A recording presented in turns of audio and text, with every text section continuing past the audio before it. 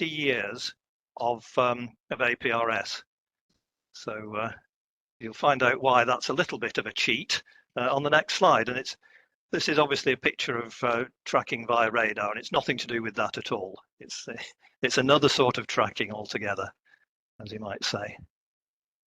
So this is the 60 years ago, 1964. So I was just a babe in arms at the time, but I have seen this in later years. Can anyone remember the Homer in 1964?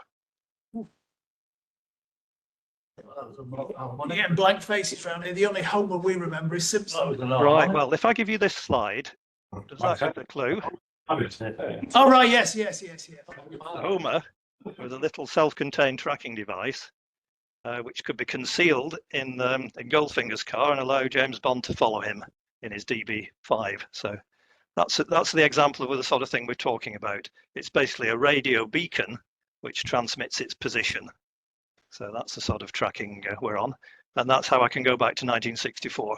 Obviously, at that time, it was sci-fi. If you look at the size of these things, I don't know if the cursor's moving around the screen for you, but one of them would fit in the heel of your shoe, and the other one is magnetic and attaches into the back of a Rolls Royce. So we've not quite got down to that size yet, but we're not too far away, as you will see. So proper APRS, as is understood by amateurs, the story goes back to 1982, apparently, again, long before I had any involvement in it. And it's down to this guy, Bob Brunninger, WB for APR. Now, I'm sure those letters are not entirely dissimilar to his call sign, are they? So I don't know who had the idea, if it was him or someone else, but sadly he's no longer with us now, but his call sign and indeed his invention is long remembered. And in 1982, apparently it was a mapping program he developed for the US Navy to follow their ships. And the computer he was using was an Apple II. So that takes you back away, doesn't it? He developed an amateur version of it in 1984 to run on the VIC-20. Anyone have one of those? Or a Commodore 64? And it was then called the Connectionless Emergency Traffic System, CETS. And it was used for, I suppose, for emergency comms, the American version of RAINET. In 1988, it was transferred onto an IBM PC program, and it was finally renamed as APRS in 1992. So again, long before I'd even heard of it. So a tip of the hat to Bob for his amazing foresight to come up with this thing in 1982.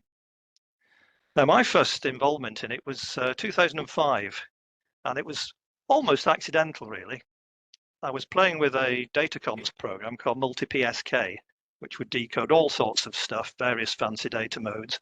And one of the buttons on it said APRS, and I had heard of the term by then, thanks to this guy Andy, M1VIP, who's still around and he's still mobile every day. He actually drives a vehicle pickup truck. So if you've ever had a breakdown, there's a possibility that Andy's come and rescued you in his pickup vehicle.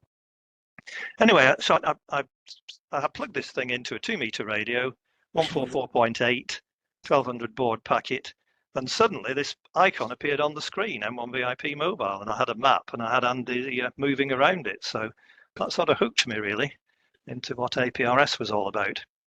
Going back to that time, 2005, the mobile equipment that was available, well, Kenwood had quite a few radios actually. They had handhelds and they had mobile stations which had APRS built in. But for the rest of us who didn't have those radios, you had these little add-on units. There are a couple of American companies. One was called Bionics, and the other one, which I got the stuff from, was Argent Data Systems. And this is their Open Tracker 1, that little red box. So it's basically an APRS modem. Takes its position from a GPS, which is my Garmin, and it plugs into an existing 2-meter FM radio. So it basically encodes the position and sends it out as a data packet. That's all the system does. There was another version they had that was a little bit more capable, which I'll talk about shortly. And also our friend here in Bolton, we have Chris Moulding from Cross Country Wireless. And after I gave an early version of this presentation about 2006, he thought, what a belting idea that is. I'm going to make some of these. So he actually had a product called CCW Tracker. which was available for a few years. And if you didn't want to be mobile, you could actually sit at home on the computer and watch all this thing happening. And for that, there were a couple of programs. Popular Windows one was called UI View, and there was also a Linux one called Exastia. And you could either have a hardware TNC that decoded the tones coming out of the radio, or you could actually run it on a sound card. So there was a sound card decoder system. So you basically just wanted a computer and a radio, and you could do APRS with that. Didn't need any other hardware. So then it was sort of late in 2005. So in the next couple of years, I was really mad keen on this, as trying everything that was available for it. So I got originally that Open Tracker 1 with the Garmin, as you saw in the picture, with the Alinco handheld, and I could use that both mobile in the back of the car, or actually stick it in a shoulder bag and carry it around up on the hills. So I did some pedestrian portable operations with it as well. Back at home, I was running UI View with AGW Packet Engine. That's a sound card decoder, and I had an ancient radio that someone gave me. It was an old Asden. Do you remember that make? Asden PCS 3000. It's basically a 2-meter FM set, and I just had it on 144.8 all the time.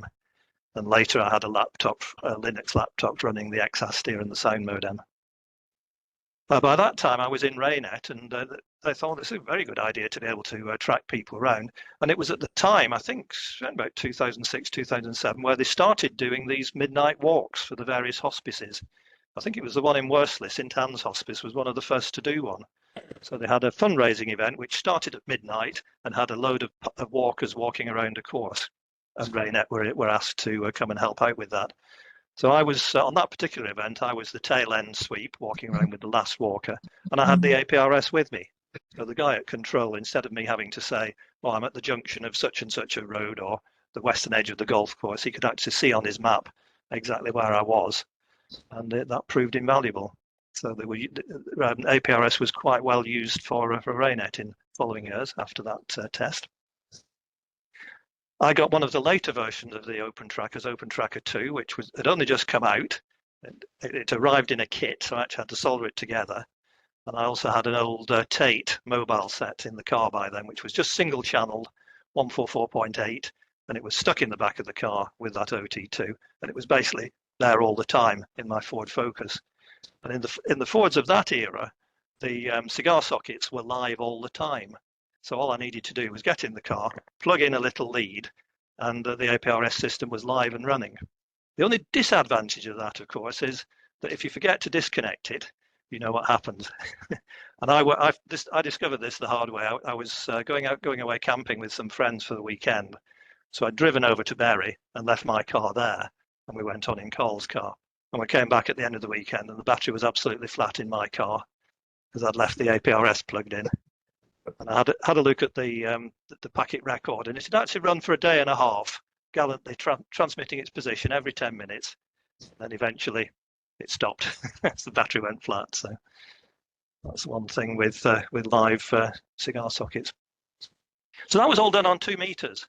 But I soon discovered that there were other variants of APRS used on HF, and in fact on the 20 and 30 meter bands. So this was a narrower bandwidth version. This was 300 baud instead of 1200, and it was using FSK. So it was basically in an SSB voice channel, and it was quite popular at the time. This map here shows all the stations I was picking up on 10 megs, 30 meters, one afternoon, and that's a record of some packets I transmitted. And I think I must have been using my FT817 at the time. So this is just 5 watts output on 30 meters.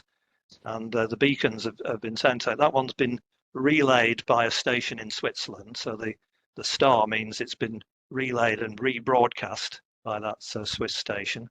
These ones have been directly received in Austria and Germany and so on. And that was all over the space of an hour in one afternoon. So that was quite interesting to see suddenly go from, a range of a few tens of miles to a few thousands of miles. Obviously, as you would expect via Skywave.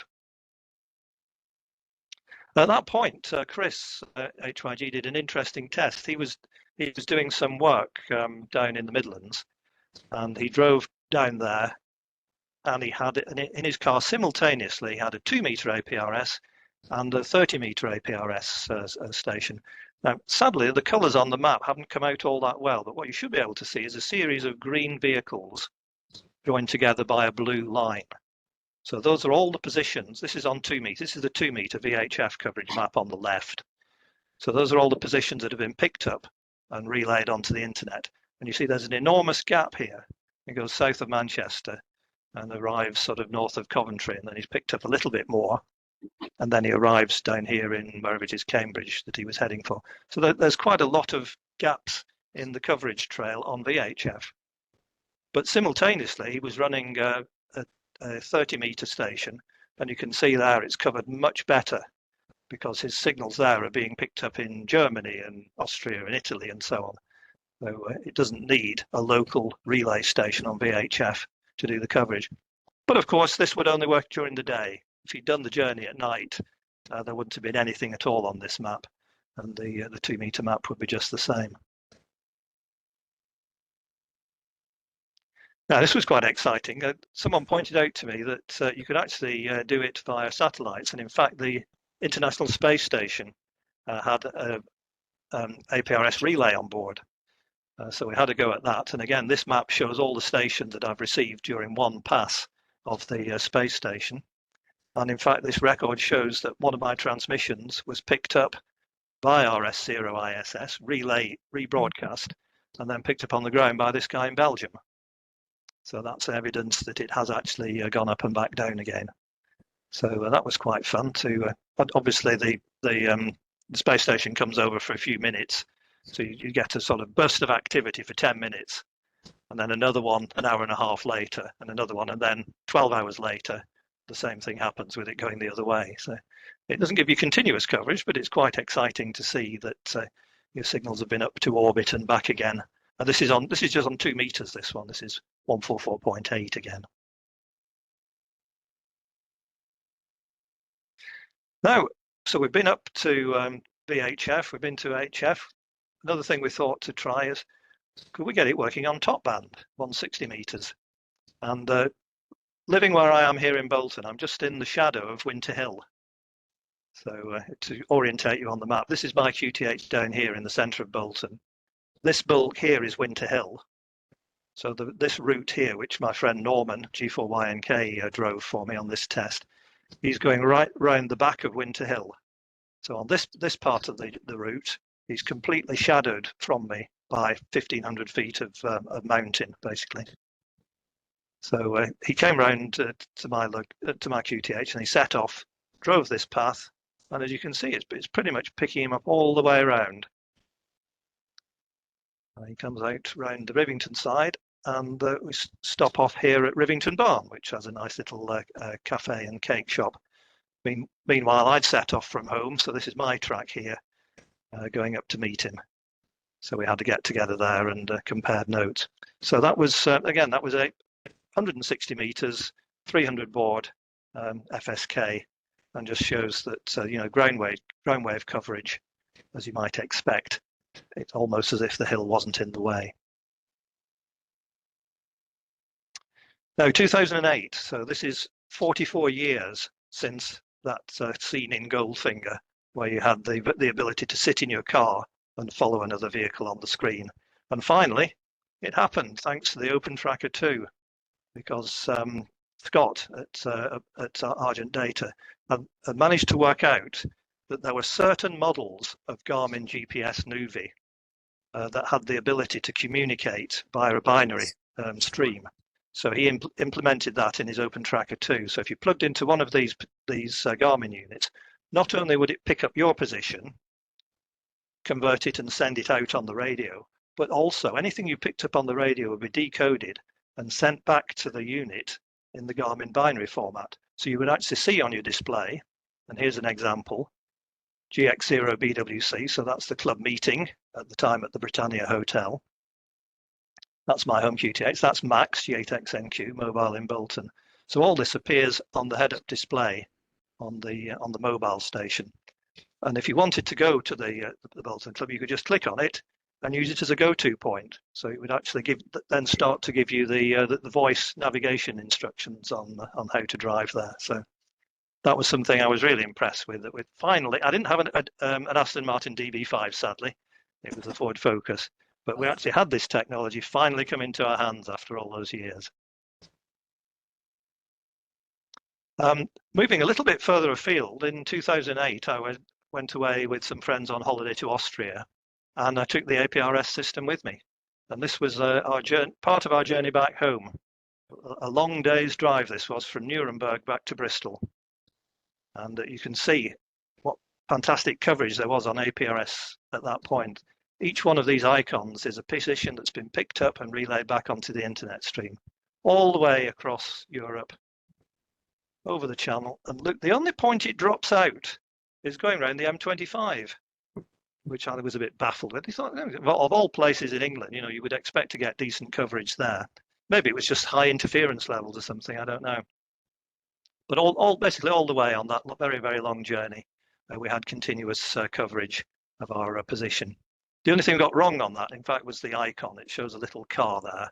What we were really using was this ancient white transit van, which my friend he had bought it off eBay the week before we went. And it just about got us there and back. Had a few issues. That's another story. And the reason we were out there was to go to the Hot Air Balloon Championships in Austria. So that's the balloon that we were with. And you can see a few others still up there. So that was a very nice holiday, and we had some very good radio coverage on it as well, thanks to the APRS system. So anyone back home could see instantly where we were just by logging onto the website, and you could see where the vehicle was and which direction it was going and so on. Now we fast forward on, that was 2008. Basically, I didn't do a lot with it over subsequent years other than have it in the car. So every time I went off somewhere, I'd plug it in and you could see where I'd been. And then I changed car, and the new car I've got, I haven't installed it in, so I've not done any mobile APRS for a long time. But in 2019, got interested in something else, which is also a radio tracking experiment. Can anyone guess what RTW stands for? RTW balloons. Round the world. Round the world, spot on, thank you very much. And that's what it was. This chap, a Romanian amateur called Eduard, YO3ICT, he was experimenting with circumnavigating the world with little, these are what they call pico balloons. So they're basically only like a meter across, pressurized, filled with generally hydrogen, sometimes helium, and sent up to float at about maybe between 10 and 15 kilometers altitude, at which point they catch the jet stream and go floating around the world. And this was his most successful flight. It was the third flight, and the map looks very chaotic, but bear in mind it started off in Romania and followed this dark red stripe. And when it's been right round the world once, it changes colour.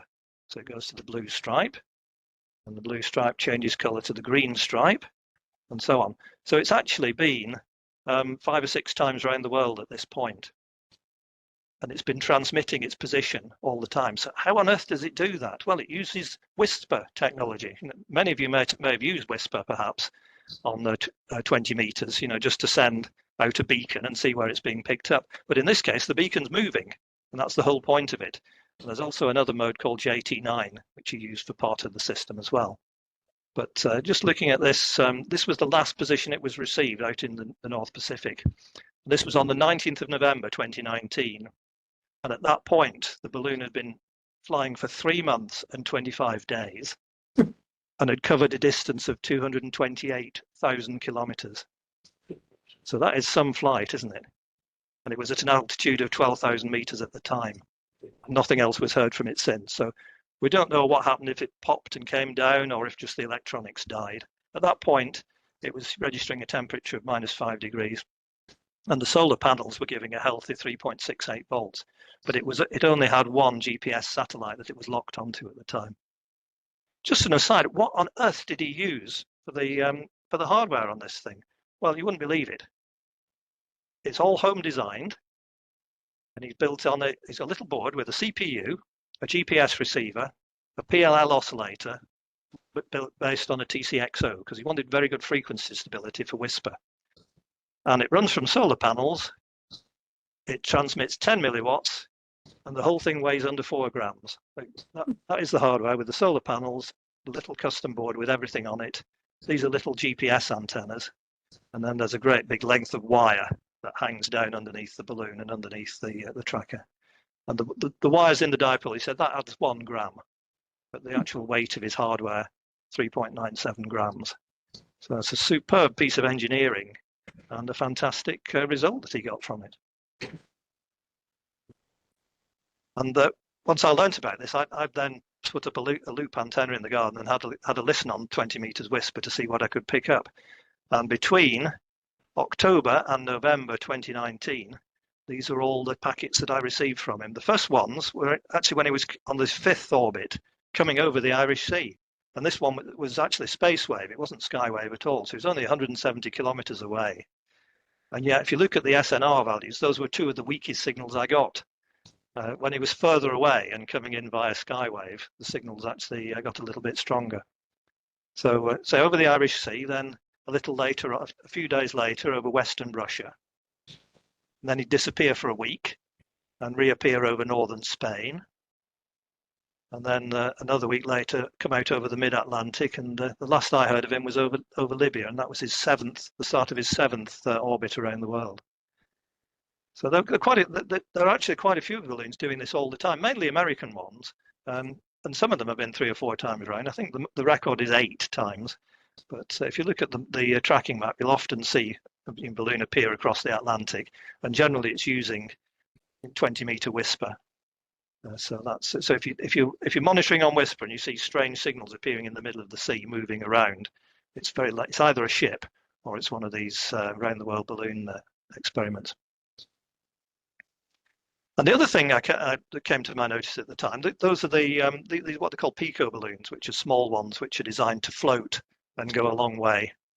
There's another fraternity, certainly very active in the UK, and they use the bigger balloons. So these are the latex ones, as used by the weather stations and the military. It's a great big latex balloon, and you send those, and they zoom up to the stratosphere, pop, and then come back down on a parachute. So their flight may only last a few hours, but instead of floating at 12 or 13 kilometers, they go up to 30 or 40 kilometers. And in fact, as I said, they are used, there are about 1,000 a day or something like that around the world, which are flown by the military air traffic and the Met offices. And they have these commercial radio sondes, they're called, and most of them are using 405 megahertz. And if you have a receiver or an SDR that will pick that up, you actually pick them up and decode them. My friend Jack, g6gvi here in Bolton, he does quite a bit of that. And he says, when you're 30 kilometers up, you've got a very, very wide range. Even though those things are only transmitting a few milliwatts on UHF, you can easily just pick them up on a little collinear on your roof.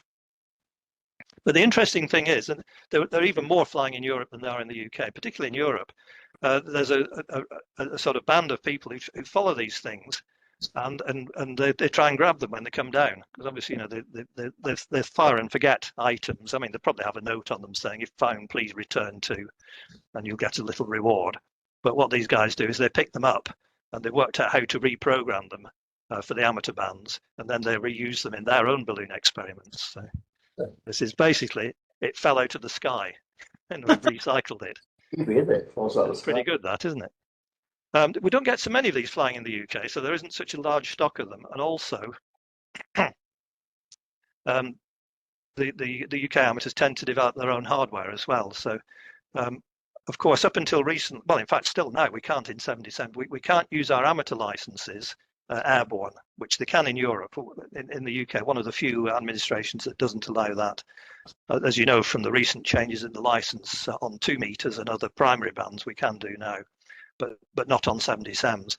But the get around in the UK is there's a license exempt allocation at 434 megahertz for short range devices, and that is allowed to be used airborne.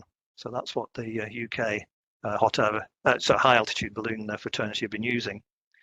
Originally, they used 2 FSK, so basically RTTY, to transmit the data back down. But sort of 5 or 6 years ago, a new technology appeared on the block, something called LoRa. I don't know if any of you have heard of that. It's a proprietary modulation developed by Semtech. But this guy, Dave, M0RPI, down in Herefordshire, he'd adopted it, and he said, oh, the results are much better than we've had with RTTY. And people are slowly converting over to using this. And it uses low-cost Semtech ICs. LoRa is a sort of commercial name for it. But there's an example of one of the little units. So that little chip there has got the radio transmitter and receiver and the encoder and decoder built in it. There's a little TCXO oscillator and just a few bits of logic. And that thing will transmit maybe 100 milliwatts on UHF. The modulation is a rather sophisticated thing they call frequency shift chirp. And one of the benefits of it is they've got this fantastic correlating receiver that doesn't use a lot of power and yet is very good at recovering low signals down, which you might think would be down in the noise. So that's why it's worked so well. LoRa actually stands for long range, LoRa. But I don't think they had in mind several hundred kilometers at UHF when they were saying long range. That really is long range, isn't it? So fortunately, I got one of these things built up, having read Dave's blog and so on, and I had it ready for this flight, which is quite an astonishing piece of work. He called it Apollo 50 because he launched it on the 16th of July, 2019, the 50th anniversary of the liftoff of Apollo 11. And this is his payload. So this hangs underneath the balloon. There's the GPS receiver. And inside this polystyrene box, and that's polystyrene just to try and keep the temperature inside from getting too low when you go up to the stratosphere. And this is a little, but it's like an Airfix kit that he's made, which is a model of the command service module and lunar module of the Apollo missions. And you see it's mounted on a little arm. And in the end of this payload here is a camera. Well, two cameras, in fact. There's a stills camera and a video camera pointed at that payload. So what's the point of that? Of course, you send it up to the stratosphere and you can get a picture of that. Your Apollo models floating 37 kilometers above the Earth in orbit. And as well as sending the position, it's actually sending slow scan digital video, SSDV. So basically slow scan picture. So this picture is made up over the space of 2 or 3 minutes. It comes down a packet at a time and is then reconstructed on the screen. So I actually watch this thing in flight, sending these pictures back down. And not only has he developed all that, but he also on his web page, he had this, which is a mock-up of the console that they would have had in Mission Control in Houston at the time of the Apollo. And you know, he'd adapted these fields to show his own telemetry, the latitude, longitude, altitude, and the number of satellites and so on. So what a fantastic piece of work, and lucky that I had all the kit ready to actually receive it.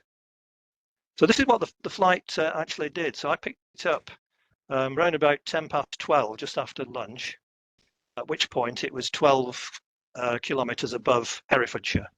And I was then able to track it as it rises. So it's rising at 5 meters per second. So that's due to the pressure inside the balloon envelope. It's slowly expanding as it goes up and the air gets thinner. And eventually it gets to this point, 37 kilometers up, where it just explodes. And the pressure builds up inside and the thing pops. At which point it starts to drop like a stone, 50 meters a second.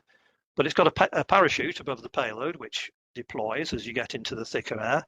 And eventually it comes down at 10 and presumably eventually down at 5 meters a second or something like that. And I was able to follow it all the way down to about 6 kilometers. So and that's in about an hour and a half. And during that time, I received 701 packets. A lot of those were pictures, or parts of the pictures, elements of the pictures, but a lot of the other ones were the telemetry showing the position and the altitude. So I was actually able to see this happening live on my screen at the time. And of course, also on Dave's website, he had one of his pages was called Stats, and it listed the stations who were receiving it at the time. And I noticed I got star billing there for some reason.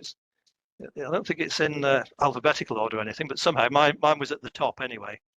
And he had three different transmitters actually, and I was switching between the two, so I managed to pick up two of the three, which he'd named Eagle and Columbia after the command and lunar modules. So I was quite proud of that one. And of course, he had the quote that it had to be returned safely to Earth. And here he is, that's Dave, M0 RPI, with his payload picked up out of a field in Herefordshire after it's been up to the stratosphere and back. The little arm broke off on landing, but you see all the legs are still attached on the lunar module, so it's survived its ordeal rather nicely there. Interesting to see what it did on the ground, actually, because this shows very interesting thing about meteorology and air currents. So it was launched from his back garden in Ross-on-Wye. It was then rising as it flew out to the east. Then at some point it got up into the jet stream, and suddenly it caught a westerly jet stream. So it's now starting to go west. Somewhere up here it would have burst, so now it's dropping, and then it drops back out of the jet stream and then starts to head east again. So you see the distance it's covered. All he has to do is to drive from Ross-on-Wye to Ledbury to go and pick it up. Well, that was quite nifty, really. It's almost come back to where it started. Very short distance he had to retrieve that one. Some of these flights, they take off and they have to chase them all the way across the country. Remember, there was one a few months later that a friend of his launched from his garden in Herefordshire, and it landed just short of the coast in Norfolk. So that guy had a very long trip to go in there, pick it up. But this was that was the whole point of it. It was actually a colour picture. On the monitor, it was shown as black and white because that's what they had in the 60s, but it was actually a full colour picture. And he also had a video, so he had a video camera underneath. That wasn't sending the information back live, but obviously when he went to pick it up, he could take the SD card out and read that. So there we are. That's a little model kit floating in orbit. And if you didn't know, you would think that's possibly, which one was it, Apollo 9, where they were testing the lunar module in Earth orbit. You'd think that was a picture contemporary from the time, wouldn't you? So that's some of the fun you can have with these high altitude balloons. As well as building the payloads, he's also, I think he's a professional programmer. So he's written various programs, which in fact, this one I was using, Hab Gateway. This is in fact, I don't know if is my camera still live as well? Can you see that? Yeah. Yeah. So that's a Raspberry Pi Zero with one of these little LoRa boards. So that's all you need to pick the thing up. So the LoRa board does all the radio reception and decoding, and the Raspberry Pi Zero basically just takes the telemetry out and posts it onto the internet. So that's basically the receiver that you can use to pick up one of these LoRa balloons. But Dave's got various other options as well. One of the receivers has a Bluetooth output on it, so you can get it to talk to your smartphone or tablet. Or he even had this one where he had a wrist display, so a Bluetooth video display on the wrist to tell him where the payload was. So he's come up with all of these little bits of software which are quite nifty as well. His name wasn't Scotty by any chance, was it? No, I'm afraid not. It's more like Thunderbirds, that, isn't it? Where you have the thing on your wrist. Anyway, I was in touch with him a couple of weeks ago, and I said, "Are you doing any flights this year, Dave?" He said, "Yeah, well, so I've got some planned. So more flights using LoRa in the coming months. There's an event called the Electromagnetic Field, which is a camp for radio hams and electronics enthusiasts, hackers, and so on. And it so happens that it's in Hereford at the end of May. There's presumably the bank holiday weekend, so not far from his location. So he said, I'm going to be going to there, and hopefully, if the weather's suitable, I'm going to send up a couple of flights there and show everyone how we do the tracking and so on. And much more fascinating, he says he's also going to do a bear jump record attempt. Now, I'd missed this first one. This was from 2013. And you may remember about 2012, there was a chap called Felix Baumgartner who got sponsored from Red Bull to go up to the stratosphere and set the world skydiving record from the stratosphere. Anyway, a few months later, Raspberry Pi, shortly after their launch, they were in touch with Dave, and they had this teddy bear called Babbage, which actually had a Raspberry Pi built into it and a Raspberry Pi camera for one of its eyes. And Dave said, well, I can send this up to the stratosphere and get it to jump, and we'll see if we can beat this skydiving record. So he did.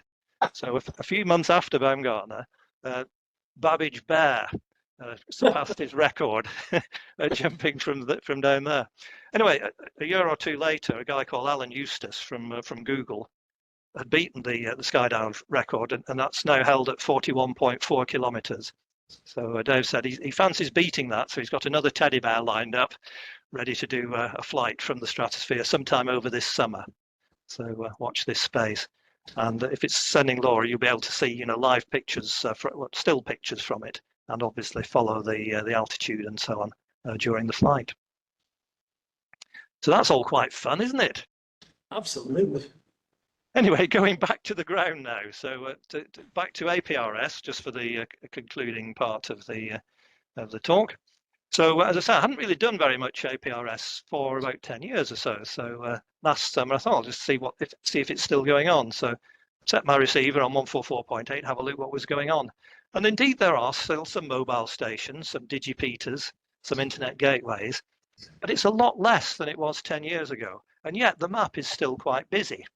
So I had to look at what are all these little icons appearing on the map. Well, there are other things. There's some people with ICOM D-Star radios, and they have a function called DPRS, which does a similar thing. That sends their position out. But instead of using 144.8 AFSK, it's done by the D-Star system. There are also a lot of people with smartphones now, because the smartphones, because of course they have GPS receivers in them, they can log into the APRS servers and send their positions. A few months back, I was looking at the map and I saw a mobile station from the Lake District come down the railway line here in Bolton and go into Manchester. I thought, oh, how's he doing that? And then suddenly, of course, he's got his phone on, hasn't he? So it's just it's tracking him, with having the phone there.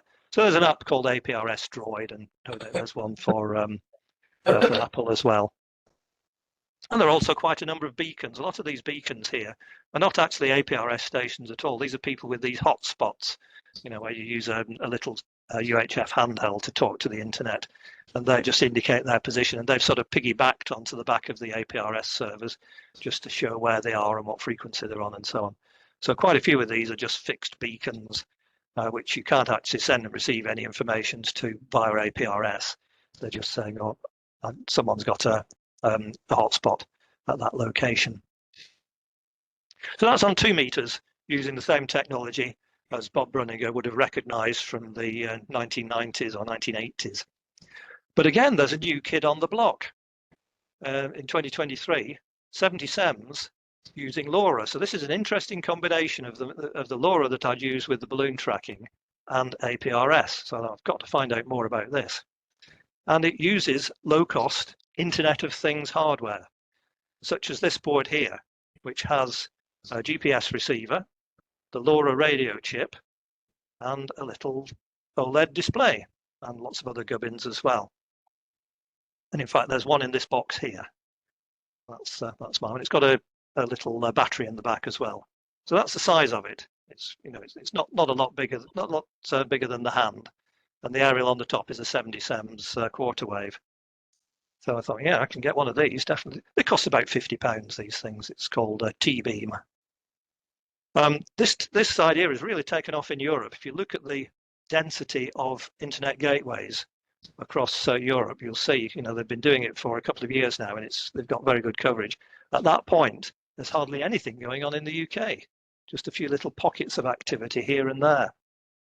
But I was reading about it on the SOTA website, and some of the guys who do summits on the air have got hold of this idea, and they say, oh, this is it'll be quite useful for us. So they've adopted a frequency that's sort of up the top end of 70 SEMS, where there's not so much interference, because the bandwidth of this thing in this mode is about 125 kilohertz. So you wouldn't want to be using it in the middle of the FM and repeater section of the band. So that seems to be the de facto standard frequency that's used. And even a couple of them now have TXI gates, so they've actually got NOVs through the old process and now through the new process to use that frequency to transmit low power beacons on as well. So I say I got one of these things. I had no idea how well it was going to work, or indeed if anyone would be able to hear me. You see, I'm here in Bolton, and I noticed there were a few stations down in Shropshire, so you never know. Anyway, so I thought one way to make absolutely sure I can be received is I'll make my own little iGate as well. So yeah, this is the tracker, the T-beam board. I also built a little iGate receiver, which is in this little box now. That was before it was in the box. It's just a board, basically, plugged into a USB power supply.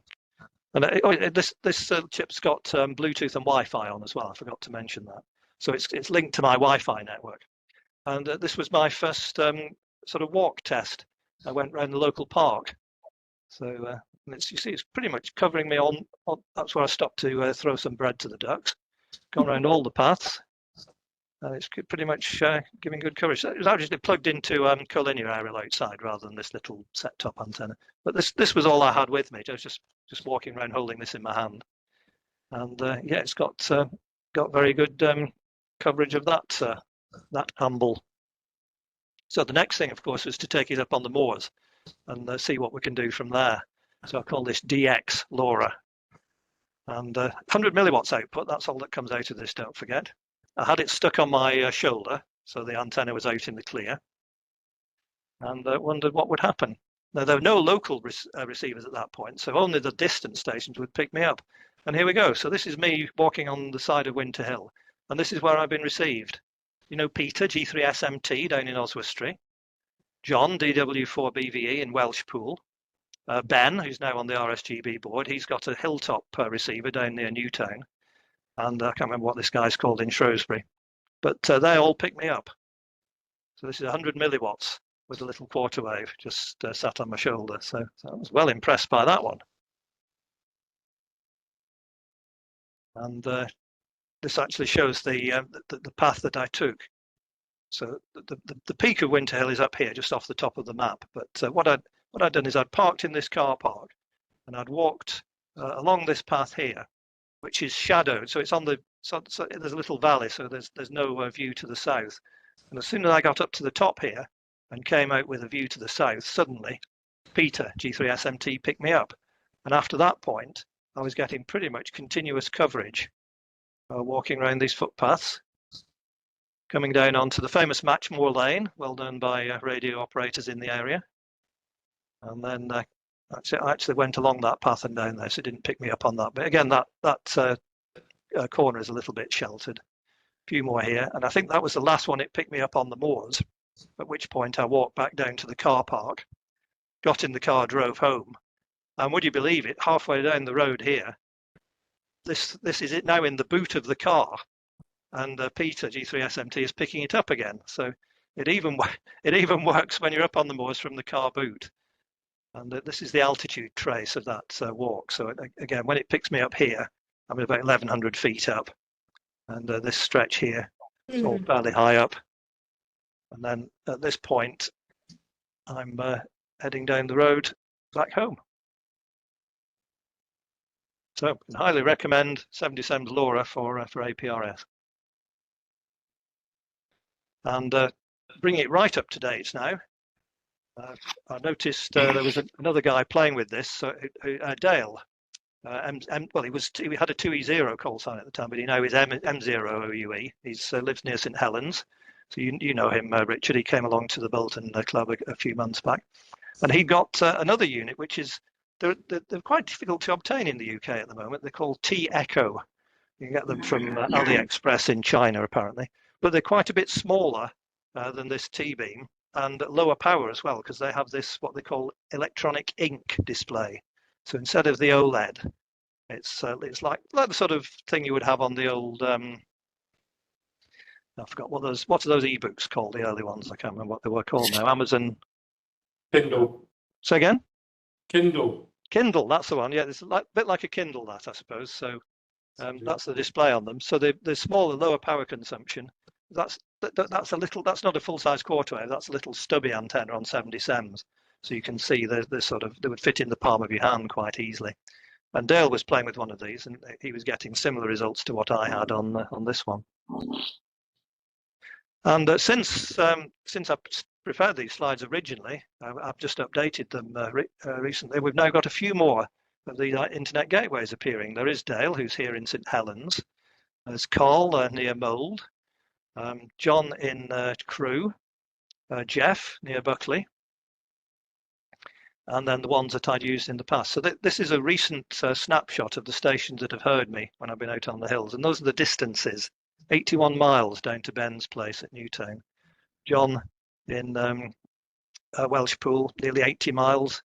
Peter's 50 miles away down in Oswestry, and then some of the more local ones. So these are the distances that this covers, and these are the number of packets it's received during 2 or 3 trips up around the moors. So it's giving me pretty much continuous coverage when I'm on the south side of the hill. So in summary, I can just say that this radio tracking technology, it was a realm of fiction in the 1960s when Goldfinger was made.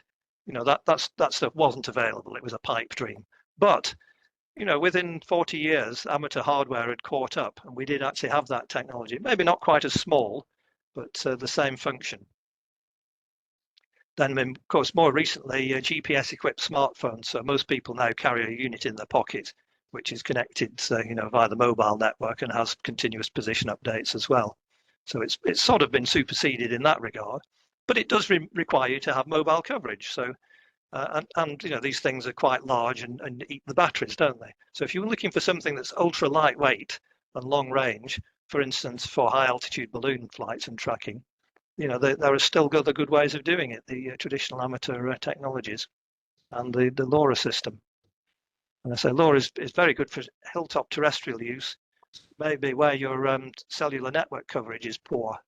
And it's surprising, you can be up on the top of a hill and not be able to get any mobile networks at all. But this system, at the moment, as it's working, does get through very nicely. And I think that's the concluding slide. So what I need to do now is find the bit that says stop sharing. There we are. We've stopped sharing automatically. So there we are. I hope you found that interesting and are maybe encouraged to go and get something like this and give it a whirl. Of course, you won't be able to hear the clapping through the screen, but I can see you all clapping. Thank you for that. Absolutely, yeah. One man clap. Well done there. That was a fabulous talk. I know that Stephen, who I don't think is with us tonight, he's very much into the LoRa side of things and has been involved with the Meshtastic. Yeah, that's another useful LoRa. In fact, that's really come to the fore in recent months, hasn't it? There's a 868 megahertz, I think, is their preferred frequency. But it uses the same Semtech radio ICs. And it's like, I call it sort of packet radio for the smartphone generation, basically, isn't it? They're sending text messages to each other using radio nodes, just as was done on 2 meters packet back in the 1990s, before the internet existed. But yes, same kind of technology, and these things are pretty cheap now. They mass produce these ICs, so the little radio unit in here that costs about £7, and the Raspberry Pi Zero you can get for £10 or £12, so you don't have to spend a lot of money for the hardware at all. Absolutely. I know that Richard G6gvi has indicated he's likely to be putting some kind of APRS facility at his, I think he describes it as woods, QTH in the woods near Macclesfield. So that's something else that's likely to be coming on line in the next few weeks or so, I suspect. But we've also got quite a few in this club who have decided to get into the Meshtastic side of things, led on by Stephen, of course. So there's quite a bit of network being followed. And of course, they've concentrated on the 77 side of things rather than the 868 side of things because obviously being licensed. So that's something else that's been shown a bit of interest. But I myself have used some of the trackers in the past. You mentioned the Tiny Tracker, I think it was. That's something I've used as well in the car, as is UiView, etc., etc. Rather than me spouting here, I just wonder if there's any questions from the audience here. Yeah, Chris g6gvi has been doing a lot of Meshtastic and LoRa, hasn't he? Yeah, he's out in Point and he's been doing quite a bit of that on the old Meshtastic stuff. But that sounds. Well, I don't know if you're familiar with Lewis M3HHY. Absolutely. He has a YouTube channel. I think it's called something like Ringway Manchester, and he's done 6 or 7 little videos on the Meshtastic and the success he's been having with it. And the thing amused me, I was watching one of them where he and his mate went up to the top of Mow Cop in Staffordshire to try it from there. And he has a little drone camera which he takes with them, and he was flying it around Mow Cop. And at one point it panned round and zoomed in on an enormous 23 SEMS antenna, which is Roger G3OHH, who I talk to every week on 23 SEMS. So I've actually seen his, and I sent him the link to it. Look, Roger, your antenna's on Lewis's stream. He said, yes, it's a shame the mast's bent and the antenna's all wonky, isn't it? Well, that video was made after Lewis had visited us, because we were doing an event at the airport, and he'd gone straight on there to meet Chris to actually film that video. So we were, again, it was something we were talking about whilst with Lewis at the time. So he has to some extent led us, along with Stephen, who's not with us tonight, along the Meshtastic path, should we say. But I know Stephen got into it through the LoRa APRS side of things. So he'll be one of the names that you'll see on the map, I suspect, fairly shortly. Right. Any questions from here? Go on, Evan. I'm sure you must have something. Say something. I don't really do much of it. I don't. It's not something. Well, it's very good. I mean, I'm just wondering if the is it the aviation thing that we're allowed to use now? Yes. Aviation mobile. Well, I think people combine with that. I think this is what was referred to anyway, and that now that we're able to do something, and the what's it called, airborne mobile, should we say? There are possibilities there. That's the thought, though. There's some limitations to that, because it has to be a UK registered aircraft in UK airspace, I think, doesn't it? I mean, you can argue that a UK made balloon is UK registered, but does it have to be limited to UK airspace? Well, in the past, the UK airspace has been one of the areas that's been closed to amateur radio. In fact, you see some of these high altitude round balloons, they have what's called geofencing. So as they fly into UK airspace, they basically shut off the transmitter. So they disappear off the map over the Irish Sea, and then they reappear over the North Sea. So I guess now they won't necessarily need to do that anymore.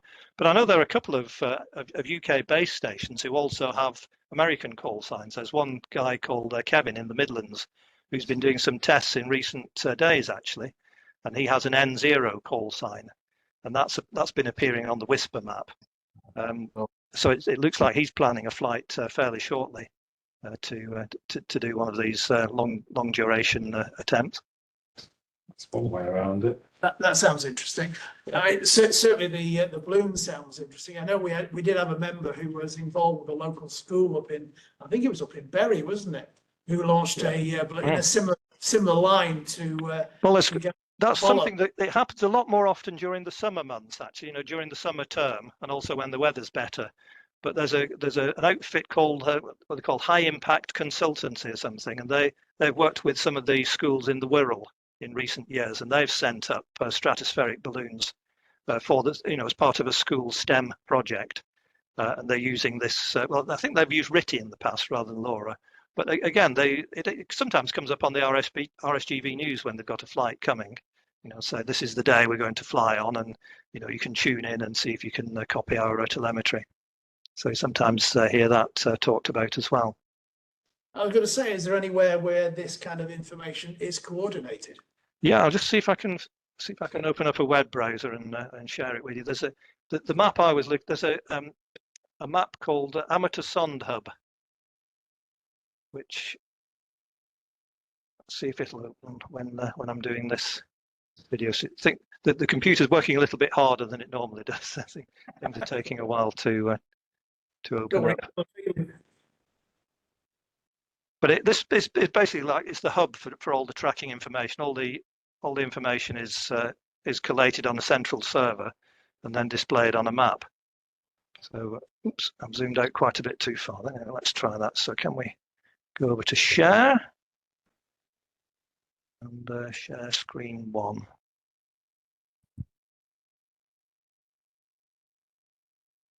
Bingo. There we go. So this is the current live map showing the flights in the last 3 hours. So as you can see, there are quite a flotilla of things coming over the Atlantic at the moment. And these are all most of them have got, well, that's VEs, that's Canadian, isn't it? That's N6. So these are American balloons. This one, BSS, that's a Swedish balloon, SA6 BSS Mike. And one of these has been about 6 or 7 times around the world already. So these are the ones that will be transmitting on Whisper. And if you zoom in over Europe, there's nothing flying over Europe at the moment, but you can see a couple of ones that are on the ground. whether that one's flown today or not, or getting ready for a flight. And these are a few receiving stations that are turned on 24/7. But if there's a flight occurring, then you find a lot more of these green spots appearing on the map as people come on and tune in.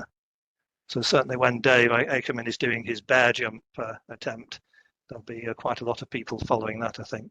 So just look up amateursondhub.org, and that's where all of the amateur balloons are. And there's another one which is just sondhub.org, which shows you where all the commercial ones are from the Met offices. So that's just called sondhub.org. And if you have a look at this in the morning, you often see a few hundred flights all across Europe where the Met offices have launched their early morning radio. You see a lot of these on the ground from flights earlier today. The ones where they're shown on a map with a parachute means they're descending, and the one where they're shown on the map with a balloon symbol means they're still in flight. And these are all the receivers across Europe that have been picking them up. So you don't actually need a receiver to participate in this. You can just go onto the website and basically piggyback onto other people's receivers, see what's happening. And also, because these are on 77s, there are a number of web SDRs across Europe. So one of the things I've done in the past is to is to log into a web SDR, say in Italy or something like that, and track a flight that's coming down the Adriatic. So you can actually pick up the audio tones from it and then decode it on pipe it through on your own sound card and then decode it, as if you had a receiver there in Italy, which is quite fun, particularly if not many other people are doing it. If I see a flight that looks like it's about to run out of coverage, and I can see there's a web SDR where I can help out and keep the information live, I try and do that. That's a good thing about it, isn't it? So because you can join in no matter wherever you are. That's right. This is the beauty of these web SDRs, I think, from that point of view. Yeah. And in fact, back in January, I had an email from one of the guys in Holland. Said he said he set off a flight and it's heading towards the UK. Any help he could have in tracking it would be very welcome. So I actually went out and set up a little 77s hour. They use vertical polarization, by the way, these, because the antennas are hanging down underneath the balloon payload. So a vertical collinear would do, but if you've got a vertical beam, even better. So I set it up in the evening, and I happened to wake up about sort of 4 in the morning or something like that, and something in my mind said balloon. I thought, I wonder if I can hear it. So I turned the radio on. Sure enough, there it was. So I tuned in, left the thing running, went back to sleep. Woke up a little while later, and I've been tracking it across the Midlands over to North Wales. So I went out, put the aerial up, pointed it the other way, and I got it halfway across the Irish Sea, at which point a couple of guys in Southern Ireland came on, and they started tracking it further. So it actually was tracked all the way across the UK, and that by about 3 or 4 of us. But for us, the guy would never have known what had happened to his balloon because there's no other way of following it. So if you feel like you've done something really useful there by being in the right place at the right time and helping out, and it's a good test of the technology as well, isn't it? You need weak signal reception, the ability to tune things in and decode them correctly, and then pipe them onto the internet for everyone to follow. Absolutely, yeah. Absolutely. It's a different aspect to it because when people just think of APRS, you just think about tracking cars and what it is around the 25, as you say. But certainly when you get into balloon technology and things like that, then it gives a different aspect to it. And it's certainly something that maybe we could look into and display at some of the events we go to, because I'm sure that would make quite a good exhibition there. Put that on the screen as Put that on the big screen at the airport, But I don't suppose they'd be too happy if we get this balloon landing in the middle of the runway, but never mind. Well, in fact, the balloons have to have authorization to take off. They are aircraft, so that you need to get in touch with the CAA, and there is a NOTAM issued when they're launched. So they are subject to air traffic rules. Absolutely. Any questions coming from our audience online? Was that turning your nose up, Richard? Anyway, just slightly, while we've got Richard on, slightly different subject. We got the photographs of the kit arriving in Ukraine. Well done there. It's obviously, that's obviously been gone on a nice trip. I don't suppose there were any APRS trackers on those, were there? Turn your microphone on. Turn your microphone on. Can't find his microphone. He probably went to Ukraine. Is this? There's a button at the bottom, Richard, that says unmute, or try holding the space bar down or something like that. He's going to do it by Morse code. Should we do sign language? Or use mime. I think I forgot the question now. Oh, go on. That's Hello? better. We can hear now. Yes. The stuff's got there, yes. After all that. And it's been kind of unpacked and dished out and what have you. I've sent some photographs, particularly Julian's 77s transceiver that's turned up. Ross, actually, while you're on, your icons just arrived in the same lot, so all should be revealed in the fullness of time, as one of our members says. So yeah, fantastic job. The laptops are there, so we're just waiting to get them all set up and dished out and blah blah blah. And of course, the request goes on, does it not? Well, yeah, I mean, I went to our club meeting last night, and Phil turned up with some, and I've got some guy in Scotland who's sending a TS48CX or something down as well. So it's still going. So yeah, absolutely. Good. I mean, I'm quite sure that if things don't work out properly up at the farm this weekend, you might get some Yaesu 5000, but never mind. Yeah, it's a big weekend, isn't it? Yeah. Absolutely. Might have blown up, man. Yeah, it might have blown up or blown away, whatever the wind is like, but there you go. Anyway, I can see time moving on. I've got a feeling that Ross may well be looking at the clock and getting ready to take part in his contest. It's which one is it tonight? Is it 23 SEMs? No, it's SHF. So the ones I've got set up are 13. That's 2.3 gigahertz, and 9 SEMs, which is 3.4 gigs. And I just saw a signal on the 9.4 gigs waterfall, on 3.4 gigs waterfall actually, which I presume is our stalwart Dave G6gvi out portable up on Matchmore Lane in the night with his dishes and his beams and his Range Rover and so on.